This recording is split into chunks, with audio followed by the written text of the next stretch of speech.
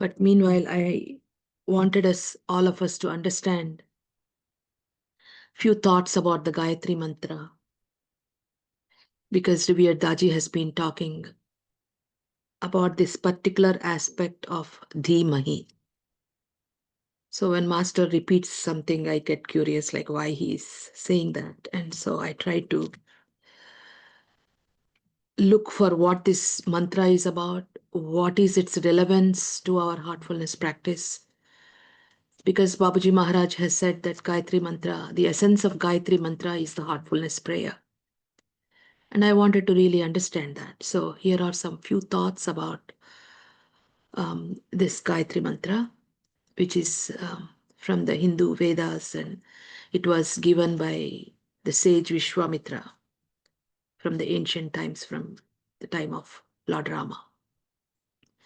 So it is not just a mantra or a chant, but it is a tool. Originally, it is a tool for spiritual seekers to transcend from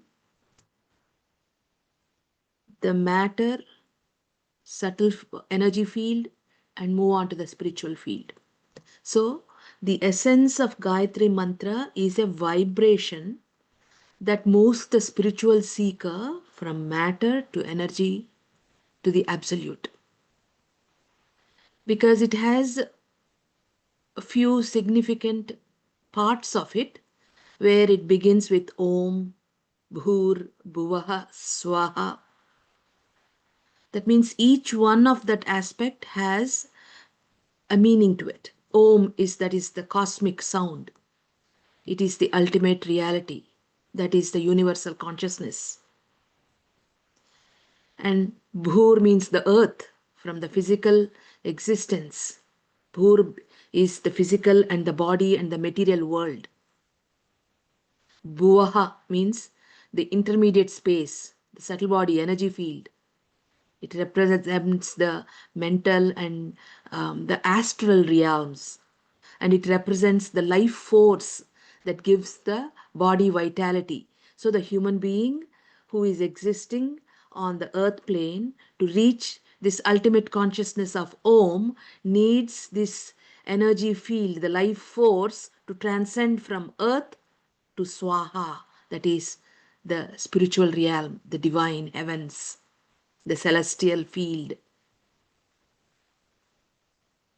And what does Dhi means? Dhi, how Revered Daji explaining is, it is the spiritual intellect. He says Dhi is the vehicle for you to arrive from where you are to that ultimate consciousness. So Dhi is that spiritual intellect, inner wisdom. So Dhi is the spiritual heart which receives the transmission to transcend from matter to the ultimate. So it is this inner faculty through which one perceives the spiritual truths. These the faculty with which we perceive that ultimate reality. So it is the spiritual heart that perceives that ultimate reality. So in Gayatri Mantra, they are really benefiting from one, when Dhimahi, that when that attention, that mind is submerged inward, going towards this inner faculty, it starts to gain knowledge. So it is not words, it is a guiding light. It is supposed to invoke the prana. It is the prana, the transmission, that makes you transcend from matter to the absolute. So it is supposed to be a doorway and a bridge. And this supposed to open awareness to higher realities. And it's supposed to help us unite with that inner and outer dimensions. And it is supposed to purify the mind, sharpen the perception, and it gradually aligns our consciousness with the divine consciousness. How can it happen without transmission? That is why the heartfulness prayer is the essence of the Gayatri Mantra, because by simply repeating the prayer, we are connecting our heart to the guide's heart. Because who transmits to you? whose consciousness is transmitting the prana to you? It is the mother. It is the divine mother. It is the guru. That is why they place the guru at the highest. So those beings at that time, by saying this mantra, they connected their consciousness to Viswamitra's consciousness or Vashishta's consciousness. So they were able to draw the prana, and because of drawing the prana, their mind was diverted inward, and the spiritual heart became alive, becoming wiser. In that spiritual wisdom, the prana ascended up from each chakra, moving to the absolute. So recitation is not enough.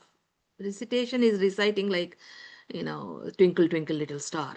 If you don't know the meaning, and if the mantra does not invoke the heart of your guru, it is a waste. That is why Hinduism failed. In spite, our gurus gave very clear instructions. Gayatri mantra was a very effective. If you had a guru of a caliber to whose consciousness if you can tap into and progress. So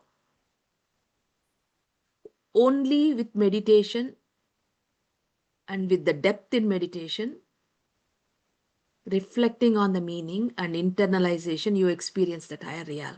That is why even in heartfulness, the first 7 minutes is very important. What is your attitude? What is your posture? How do you come into calmness in meditation? And with reverence are you entering the sacred field. And with such reverence and such humility, you are acknowledging that He is the ultimate. He is the one, He is the mother who is taking you forward. And because of this vibration of such humility and prayer and love in your heart, you are invoking the Guru's consciousness. And the moment your vibration invokes, there is an automatic response from that higher consciousness. Prana starts to flow. It's like baby cries, mother starts to feed. So the ultimate spiritual goal and integration, it's all about this liberation. Originally, Gayatri Mantra was supposed to help integrate this Jiva with Paramatma, as they call it, individual self with that cosmic self. And that mantra was supposed to become a living vibrational presence inside us. It was not just a prayer that is repeated like a parakeet. It is not a collection of all these syllables. It was supposed to be a living current of divine consciousness flowing through Shabda. And what did Daji say about Shabda? What did Lalaji Maharaj say about Shabda? Shabda is everything. Shabda is the prana. Prana is the transmission. And so this transmission and prana is supposed to awaken this inner sun, inner radiance. That is why they did with the Surya Namaskaras. It is supposed to invoke the inner sun, which is supposed to illuminate the higher cosmic intelligence in the being. And because of that, the awareness expands and you connect with the cosmic consciousness. So this word "the" that Daji has been talking to us refers to this awakening of this higher intellect. It is not the mind that thinks, but it is this awareness that needs to be illuminated. So Gayatri Mantra, it's not about asking worldly things, but it is invoking clarity, viveka, and the inner wisdom. So it refines the intellect and allow the divine intuition to guide us, following the heart, spiritual heart. The spiritual heart is supposed to be awakened. So as just the sun dispels the darkness, this inner sun, when it is awakened, it dispels the ignorance. So this is why it compares to as this spiritual sun that uplifts consciousness. So meditation on the light transforms this inner world and gives peace and knowledge. So in the ancient times when they used to do it, how they did was they chanted slowly. They chanted consciously. They felt the vibration. They felt the rising of this sound through their spine and the head, and they let it settle in the silence. And they integrated chanting with breath and awareness and meditation. And it was not just a mechanical repetition. Because the goal was inner stillness and absorption, where the mind becomes light itself. Aren't we all who are practicing the heartfulness method in every meditation? By the end, we are all feeling so peaceful. How? Prana, the Shabda, the ultimate Om, the ultimate consciousness is being transmitted with this unique power of transmission that was rediscovered by the great masters of the hierarchy of Sahaj Marg tradition. So in ancient times, they called Gayatri is the mother of the Vedas. It was the compassionate power that awakens knowledge in all the beings. It is compared to mother because it is feeding the seeker with prana. It is nurturing the seeker with the divine energy. So if you just recite without understanding, it is just like pouring water on the leaves and ignoring the roots. Nothing is happening to you. It's a waste. So the intellectual study and a heartfelt devotion, they both have to go together. That is why when we say the prayer, you have to offer the prayer with awareness. That that's the importance of the heartfulness prayer, and that is why Babaji Maharaj compared it with the essence of Gayatri mantra is in the heartfulness prayer.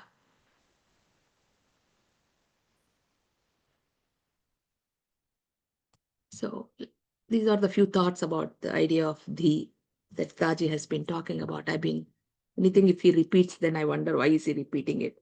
And it's always very significant of what our master brings to our attention. So continuing on the talk